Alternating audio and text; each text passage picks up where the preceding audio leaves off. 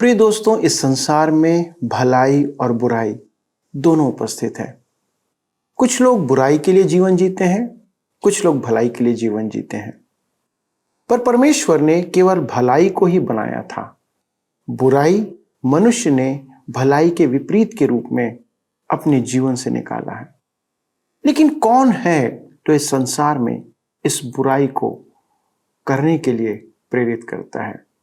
क्या मनुष्य का मन, उसका हृदय, या कोई और है इसके पीछे? दोस्तों, इस बहुत बड़ी बात को, गहरी बात को जानने के लिए आइए मेरे साथ इस अध्ययन में शामिल हो जाइए और जानिए कि वो कौन सी बातें हैं या कौन है जो इस संसार में बुराई और दुष्टता को बनाए रखता है।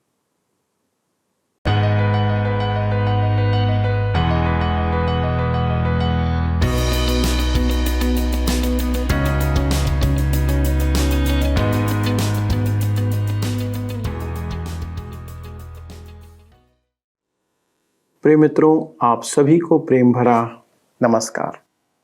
मैं आशा करता हूं कि आपके जीवन में परमेश्वर का वचन कार्य कर रहा है और आप वचन के कारण ही परमेश्वर की निकटता में बढ़ रहे हैं। सत्य वचन के इस प्रसारण में आपका स्वागत है, जिसमें हम इन दिनों यहेजकेल की पुस्तक से अध्ययन कर रहे हैं। दोस्तों, आज हम उन बातों का अध्ययन करने जा रहे हैं जो संसार और सारे समाज में पाप का मूल कारण है। बहुत सी बार हमें यह समझ नहीं आता कि समस्याएं किस प्रकार से हमारे जीवन में आ जाती हैं। कौन है जो इस संसार में और हमारे जीवन में दुख प्रदान करता है? कोई तो है जो इन सब के पीछे है और हम परमेश्वर को उसका दोष देते रहते हैं। आज का अध्ययन हमें यह प्रकट करेगा कि इस संसार में बुराई और पाप किस कारण हमारे जीवन में आती है। शायद आपको यह समझने में समस्या हो सकती है, पर वचन के अनुसार यही सही है। शैतान इस संसार का शासक है। वही है जो संसार में अनेक लोगों को बुराई के लिए उकसाता है। वही है जो आपके और विश्वासियों के तथा अविश्वासियों को पाप और बुराई के लिए प्रेरित करता है। मित्रों, आज का अध्ययन हमारे लिए अपने जीवन में परमेश्वर के और निकटता में आने के लिए हमें विवश करता है। यदि हम परमेश्वर के साथ ना हों और वह हमारी रक्षा ना करे तो हम उसके सामने ठहर भी नहीं सकते। तो चलिए हम अपने अध्ययन के द्वारा उन भेदों को जानते हैं और अपने अध्ययन में आगे बढ़ते हैं। मित्रों, आइए आज हम अपने अध्ययन को यहेजकेल की पुस्तक 27 अध्याय उसके 32 पद से आरंभ करें। यहाँ पर लिखा है, वे विलाप करते हुए तेरे विषय में विलाप का यह गीत बनाकर गाएंगे। सोर, जो अब समुद्र के बीच चुपचाप पड़ी है, उसके तुल्य कौन नगरी है? सोर एक विशाल जलपोत था जो समुद्र में डूब गया। यहेजकेल 27 के 34 में आगे लिखा है, जिस समय तू अथाह जल में लहरों से टूटी, उस समय तेरे व्यापार का माल और तेरे सब निवासी भी तेरे भीतर रहकर नष्ट हो गए। सब कुछ समुद्र में डूब जाएगा। यहेजकेल 27 के 36 पद में आगे लिखा है, देश देश के व्यापारी तेरे विरुद्ध ताना मार रहे हैं। तू भय का कारण हो गई है और फिर स्थिर न रह सकेगी। मेरे मित्रों, सोर के खंडहरों में विचरण करते समय आप न तो संगीत सुनेंगे और न ही हंसी की आवाजें सुनेंगे। आप वहां इमारतें, सोना चांदी आदि कुछ नहीं देखेंगे।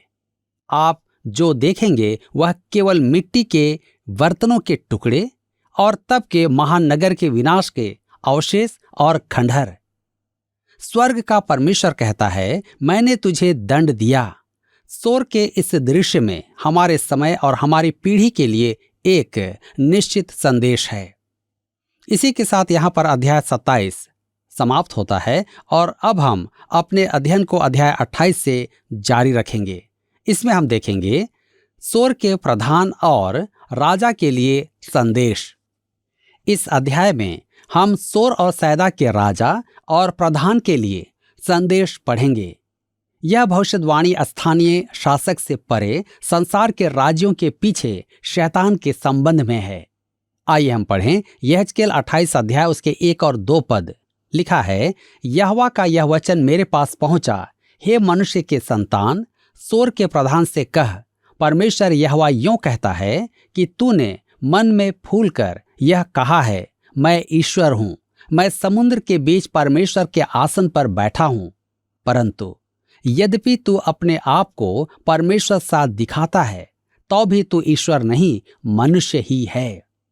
यहेजकेल के पास फिर परमेश्वर का वचन पहुंचा और इस बार 2 संदेश हैं, एक सोर के प्रधान के लिए और दूसरा सोर के राजा के लिए है। इस महान राज्य, महान व्यापारिक केंद्र, महान राजनीतिक केंद्र और महान गढ़ सोर के साथ ही हम देखेंगे कि संसार के राज्यों के पीछे किसका हाथ है। वह शैतान है। उसने प्रभु यीशु की परीक्षाओं के समय उसे भी संसार के राज्य देने का लालच दिया था। लूका रचित सुसमाचार 4 अध्याय उसके 5 से 7 पद में लिखा है, तब शैतान उसे ले गया और उसको पल भर में जगत के सारे राज्य दिखाए और उससे कहा, मैं यह सब अधिकार और इनका वैभव तुझे दूंगा, क्योंकि वह मुझे सौंपा गया है और जिसे चाहता हूं उसी को दे देता हूं। इसलिए यदि तू मुझे प्रणाम करे तो यह सब तेरा हो जाएगा। प्रभु यीशु ने उसके प्रस्ताव को ठुकरा दिया, परंतु उसने जगत के राज्यों पर उसके अधिकार से इनकार नहीं किया, क्योंकि वह जानता था कि वे सब उसके अधीन हैं। परंतु एक दिन प्रभु यीशु संपूर्ण जगत पर राज करेगा। वह शैतान का उपासक नहीं होगा। शैतान तो आज भी आकाश का शासक है। हमें अच्छा लगे या ना लगे, संसार के राज्यों के पीछे उसी का हाथ है। यहां मेरे विचार में ख्रिस्त विरोधी का प्रतीक है। धर्मशास्त्र के विवरणानुसार ख्रिस्त विरोधी यूं होना चाहिए। यूहन्ना के अनुसार तो वे अनेक हैं। एक वह जो मसीह यीशु का इनकार करे, अर्थात उसका बैरी, और दूसरा उसकी नकल करने वाला। एक धर्म का अगुवा होगा और एक राजनीतिक शक्ति होगा। यहेजकेल की पुस्तक में यहां हमारे सामने दोनों का समायोजन किया गया है। यह शैतान का उपासक है। तूने मन में फूल कर यह कहा, मैं ईश्वर हूं। ख्रिस्त विरोधी ठीक यही कहेगा। दूसरा थिस्सलुनीकियों की पत्री 2 अध्याय उसके 4 पद में प्रेरित पौलुस उसके विषय में कहता है, जो विरोध करता है और हर एक से जो परमेश्वर या पूज्य कहलाता है, अपने आप को बड़ा ठहराता है, यहां तक कि वह परमेश्वर के मंदिर में बैठकर अपने आप को परमेश्वर प्रकट करता है। सोर का प्रधान कहता था, मैं ईश्वर हूं, मैं समुद्र के बीच परमेश्वर के आसन पर बैठा हूं। परंतु परमेश्वर कहता है, परंतु यद्यपि तू अपने आप को परमेश्वर सा दिखाता है, तो भी तू ईश्वर नहीं, मनुष्य ही है। यहेजकेल 28 के 3 में आगे लिखा है, तू दानियल से अधिक बुद्धिमान तो है, कोई भेद तुझसे छिपा ना होगा। यहां दानियल का एक और संदर्भ है। दानियल और यहेजकेल समकालीन थे। आपको याद होगा कि यहेजकेल दानियल का बहुत सम्मान करता था, क्योंकि वह बेबीलोन का प्रधानमंत्री था और परमेश्वर के लिए खड़ा रहता था। मेरे अपने विचार में यहेजकेल का काम बहुत कठिन था। वह बंदियों के साथ रहता था और उन्हें परमेश्वर का वचन सुनाता था। जैसा मैं पहले भी कह चुका हूं कि यदि मुझे चुनने का अवसर मिलता तो मैं राजमहल में रहता, चाहे मुझे एक रात शेरों की मान में बिताना पड़ता, अपेक्षा इसके कि बंदियों में सेवा करूं। परंतु यहेजकेल के पास अपना चुनाव नहीं था। यहेजकेल दानियल की बुद्धि की चर्चा करता है। यहेजकेल कहता है कि सोर का शासक एक बुद्धिमान मनुष्य था। यदि आप सोचे कि उस युग में बुद्धिमान मनुष्य नहीं थे, तो आप गलत हैं। मेरे विचार में उस युग के बुद्धिमान मनुष्य आज के विद्वानों को केजी कक्षा के विद्यार्थी बना देंगे। यहेजकेल के युग के मनुष्य वास्तव में बुद्धिमान थे। मेरे विचार में सोर का शासक ख्रिस्त विरोधी के धार्मिक अगुवे का प्रतिरूप है और वह इस्राएल से निकलेगा और राजनीति का शासक ख्रिस्त विरोधी संसार की अन्य जातियों के समुद्र से उभरेगा। वह एक अन्य जाति ही होगा। यह धर्म का अगुवा उस राजनीतिक शासक का प्रधानमंत्री होगा, जैसे दानियल बेबीलोन में था या जैसे यूसुफ मिस्र में था। मुझे इनकी तुलना नहीं करना चाहिए, परंतु समझाने के लिए यह उदाहरण स्वरूप है कि 2 पद होंगे। आइए हम देखें राजा को दंड। यहेजकेल की पुस्तक 28 उसके 11 पद में लिखा है, फिर यहोवा का यह वचन मेरे पास पहुंचा। यहेजकेल किसी को भूलने नहीं देगा कि वह अपने विचार प्रकट नहीं कर रहा है, वह परमेश्वर से प्राप्त संदेश सुना रहा है। यहाँ सोर नगर के लिए विलाप गीत है। हमने सोर के राजा के बारे में चर्चा की है और अब हम सोर के लिए विलाप सुनेंगे।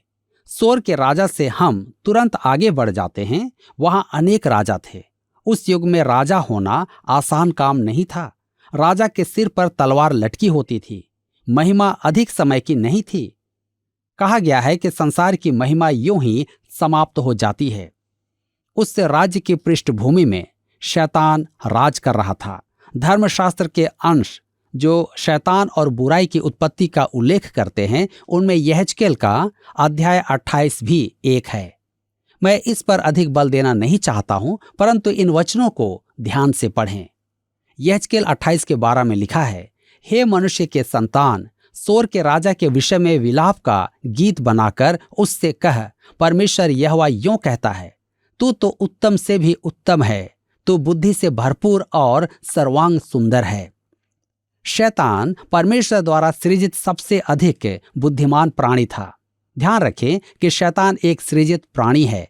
वह सुंदरता में सिद्ध रचा गया था। यदि आप सोचते हैं कि शैतान के सींग हैं और एक पूंछ है, तो आप गलत हैं। यह कल्पना मध्यकालीन युग में यूनानी दंत कथाओं से उभरी है। पिरगामुम, कुरिन्थ और इफिसुस में अपोलोस के मंदिर थे। ऐसा विवरण पर्ण देवता या बक्कुस देवता का है, जो भोग विलास का देवता था। उसके सिंग थे। वह अंगार का देवता था, मंदिर का देवता था।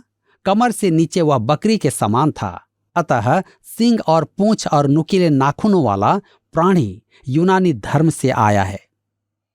मेरे मित्रों, परमेश्वर का वचन शैतान को ऐसा नहीं दर्शाता है। बाइबल उसे सुंदरता में बेजोड़ बताती है। यदि आप देख पाएं तो आप कहेंगे कि उससे अधिक रूपवान और कोई नहीं है। अपने बचपन में मैंने एक पंथ प्रवर्तक को देखा जो ऐसा रूपवान था कि मनुष्य उसका दीवाना हो जाए, और हुआ भी। लोग उसे पूजते थे और वह स्वयं को भगवान कहता भी था। आप जानते हैं कि वह वास्तव में क्या था? वह शैतान का पुजारी था। बचपन में मुझे बाइबल का ज्ञान नहीं था और उसने लगभग मुझे पथभ्रष्ट कर ही दिया था। शैतान के पुजारी कैसे भयानक होते हैं। दूसरा कुरिन्थियों के पत्री 11 अध्याय उसके 13 से 15 पद में पौलुस शैतान के पुजारियों के विषय में कुछ लिखता है।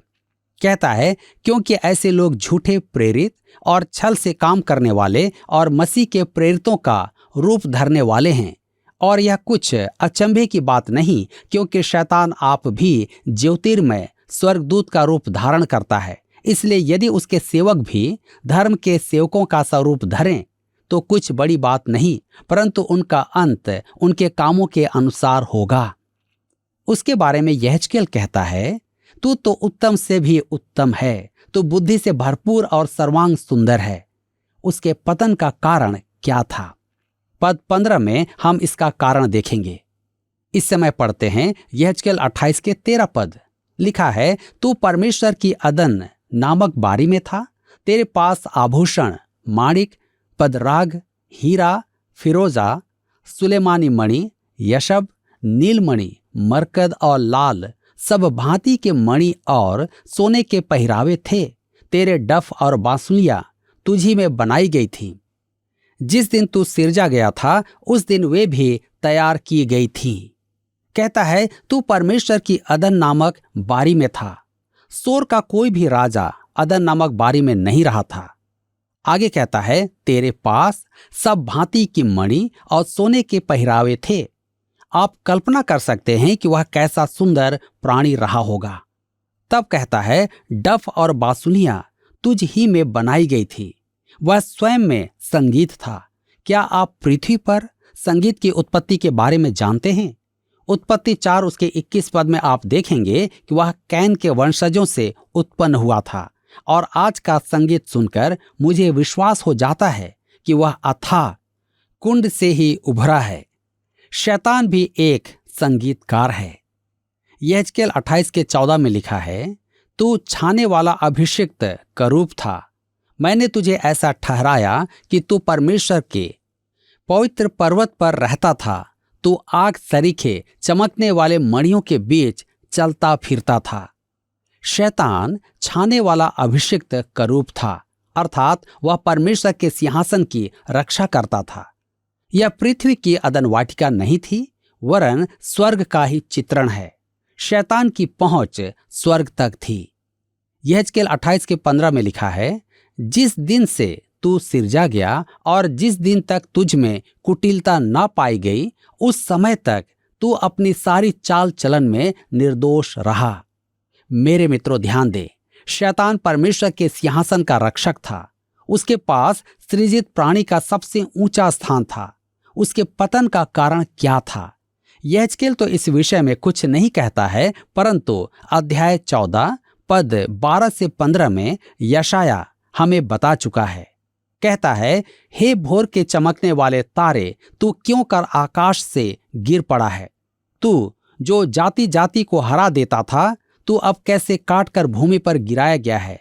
तू मन में कहता तो था कि मैं स्वर्ग पर चढ़ूंगा, मैं अपने सिंहासन को ईश्वर के तारागण से अधिक ऊंचा करूंगा और उत्तर दिशा की छोर पर सभा के पर्वत पर विराजूंगा। मैं मेघों से भी ऊंचे ऊंचे स्थानों के ऊपर चढ़ूंगा, मैं परम प्रधान के तुल्य हो जाऊंगा। परंतु तू अधोलोक में उस गड्ढे की तह तक उतारा जाएगा। उसके पतन का कारण उसका घमंड था। शैतान बहुत ऊंचे पर अपना सिंहासन स्थापित करना चाहता था। वह परमेश्वर से अलग स्वयं परमेश्वर बनना चाहता था। वह परमेश्वर के साथ विद्रोह में था। मेरे मित्रों, मैं कहना चाहता हूं कि यदि आप ऐसे पवित्र जन हैं जो अपने आप को सिद्ध समझे और सोचे कि आपने मापदंड पूरा कर लिया है, तो स्मरण रखें कि शैतान ज्योति का स्वर्गदूत था। वह पूर्ण रूपेण सिद्ध था, परंतु उसका पतन हुआ तो आप क्या हैं? मैं क्या हूं? हम तो नाशमान मनुष्य हैं। परमेश्वर विद्रोह को सहन नहीं करता है, अतः वह क्या करेगा? यहेजकेल 28:16 में लिखा है, परंतु लेन देन की बहुतायत के कारण तू उपद्रव से भरकर पापी हो गया। इसी से मैंने तुझे अपवित्र जानकर परमेश्वर के पर्वत पर से उतारा, और हे छाने वाले करूब, मैंने तुझे आग सरीखे चमकने वाले मड़ियों के बीच से नष्ट किया है। शैतान को पाप का दंड दिया जाएगा। वह एक प्राणी ही तो है। मैं आपके बारे में तो नहीं जानता, परंतु मुझे इससे बड़ी शांति मिलती है। मैं स्पष्ट कहता हूं कि मैं उससे जीत नहीं सकता। मैं उसके जोड़ का नहीं हूं। अतः मैं परमेश्वर का आभारी हूं कि परमेश्वर ही उसे देखेगा। यहेजकेल 28 उसके 17 और 18 पद में लिखा है, सुंदरता के कारण तेरा मन फूल उठा था और वैभव के कारण तेरी बुद्धि बिगड़ गई थी। मैंने तुझे भूमि पर पटक दिया और राजाओं के सामने तुझे रखा कि वे तुझको देखें। तेरे अधर्म के कामों की बहुतायत से और तेरे लेन देन की कुटिलता से तेरे पवित्र स्थान अपवित्र हो गए। इसलिए मैंने तुझ में से ऐसी आग उत्पन्न की जिससे तू भस्म हुआ, और मैंने तुझे सब देखने वालों के सामने भूमि पर भस्म कर डाला है। लिखा है, सुंदरता के कारण तेरा मन फूल उठा था, यह घमंड है, और वैभव के कारण तेरी बुद्धि बिगड़ गई थी। सुलेमान जैसे बुद्धिमान राजा ने मूर्खता की, और यहाँ हम देखते हैं कि परमेश्वर का सर्वोच्च सृजित प्राणी पूर्ण रूपेण सिद्ध एवं सर्वज्ञानी उसने मूर्खता की। मेरे मित्रों, परमेश्वर की संतान भी आज ऐसी मूर्खता कर सकती है। लिखा है, मैंने तुझे भूमि पर पटक दिया और राजाओं के सामने तुझे रखा कि वे तुझको देखें। परमेश्वर एक दिन शैतान का तमाशा बनाएगा। आपने देखा कि यह हमारी आम धारणा से कैसा विपरीत, कैसा सुंदर और वैभवशाली शैतान है। जो घमंड करने के कारण गिराया गया, और एक दिन परमेश्वर उसका खुल्लम खुल्ला तमाशा बनाएगा। हम यहेजकेल 28 के 19 पद में पढ़ते हैं, देश देश के लोगों में से जितने तुझे जानते हैं सब तेरे कारण विस्मित हुए। तू भय का कारण हुआ है और फिर कभी पाया ना जाएगा। एक दिन ऐसा आएगा जब परमेश्वर अपने इस संसार में शैतान से छुटकारा पाएगा। हम उस दिन के आने के लिए प्रार्थना करते हैं। पद 20 से 24 में सैदा पर दंड की घोषणा है, परंतु सर्वनाश की नहीं। वह कहता है कि उसकी सड़कों पर लहू गिरेगा, और ऐसा ही हुआ था। यह इतिहास है। यह ध्यान देने वाली बात है कि सोर, एक राजधानी, एक महत्वपूर्ण शहर, उजाड़ा गया और पत्थर की तरह खरोचा जाकर नाश किया गया तथा फिर से खड़ा न हो पाया। सैदा वहां से 22 किलोमीटर दूर है। उसे भी दंड दिया गया, परंतु उसका सर्वनाश नहीं किया गया। वह आज भी है और वहीं से मध्य पूर्व का तेल आता है। पाइपों द्वारा वहां तक आकर फिर तेल जहाजों में भरा जाता है। मेरे मित्रों, सैदा एक समुद्री बंदरगाह है और सोर तट पर कुछ ही दूर खंडहर बना हुआ है। वहां मछुओं का एक छोटा सा गांव है। परमेश्वर ने कहा था कि सोर फिर न बस पाएगा, तो वह जानता था कि वह क्या कह रहा है। इस अध्याय में उसने स्पष्ट भविष्यवाणियां की हैं।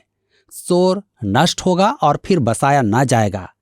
सैदा को दंड मिलेगा, परंतु उसका सर्वनाश नहीं होगा।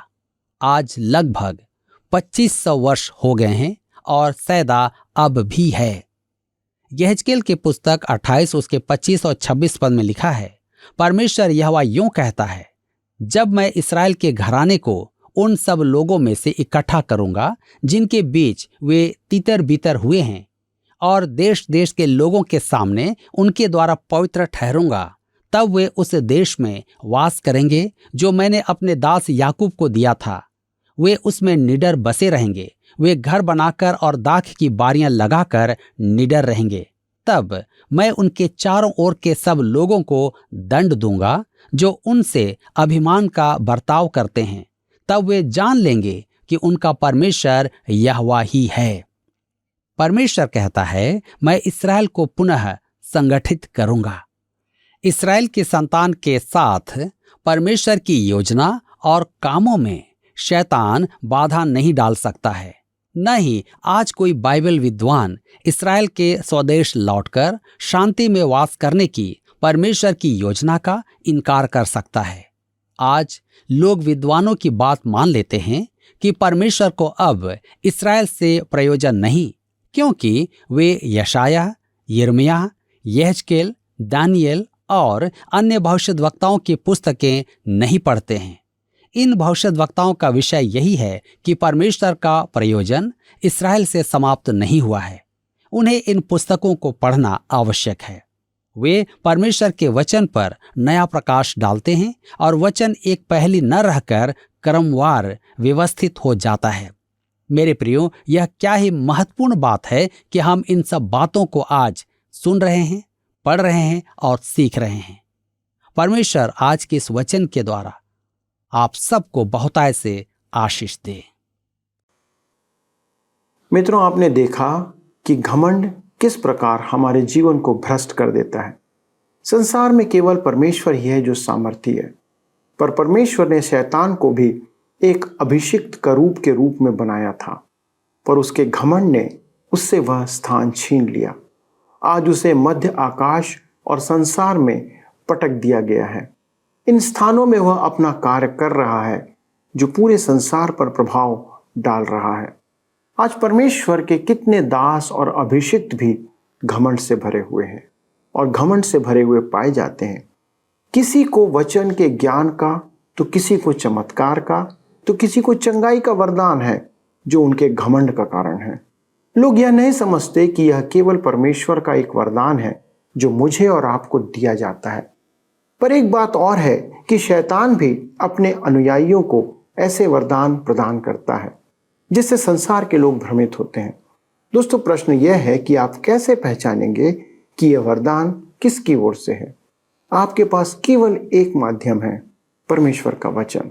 दोस्तों, अगर आप वचन को सही रीति से समझते हैं तो आप परमेश्वर और शैतान द्वारा प्रदत्त वरदान में भेद समझ पाएंगे।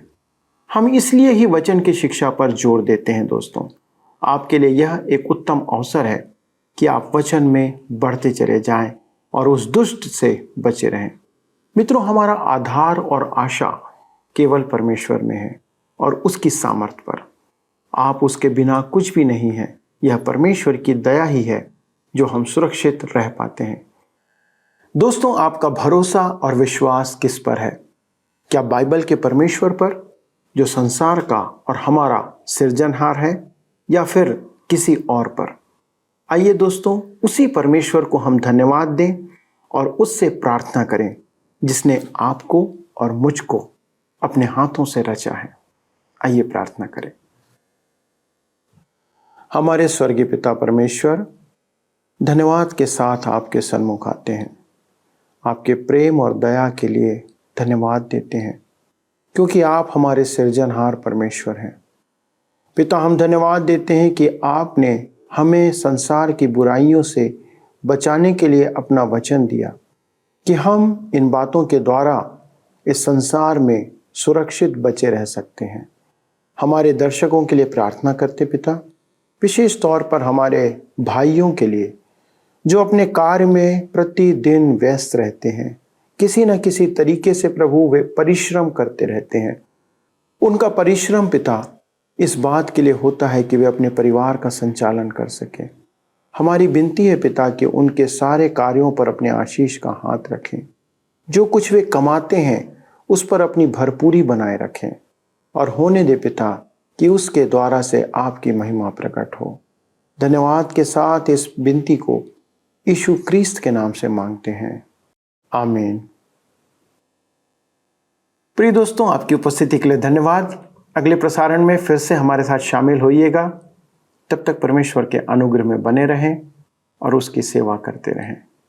प्रभु आपको आशीष दे। आइए अब हम प्रश्नों को देखें। पिछले प्रश्न का उत्तर है सी, मोआबी। रूत लूत और उसकी बड़ी पुत्री के वंशज मोआबी जाति की थी। आज के अध्ययन पर आधारित प्रश्न है, मसीह यीशु का इनकार करने वाला और उसकी नकल करने खाली स्थान का प्रतीक है। ए, एक विश्वासी, बी, ख्रीस्त विरोधी, सी, संसार, डी, अन्य जातियों। मित्रों, इस प्रश्न का उत्तर हमें कल सुबह 6 बजे से पहले विकल्प ए, बी, सी या डी के साथ अपना नाम, पता, स्थान के साथ 9651433397 पर SMS या WhatsApp करें। क्या आपको यह कार्यक्रम पसंद आया? अभी हमें एक मिस कॉल करें और आप अगले विजेता हो सकते हैं।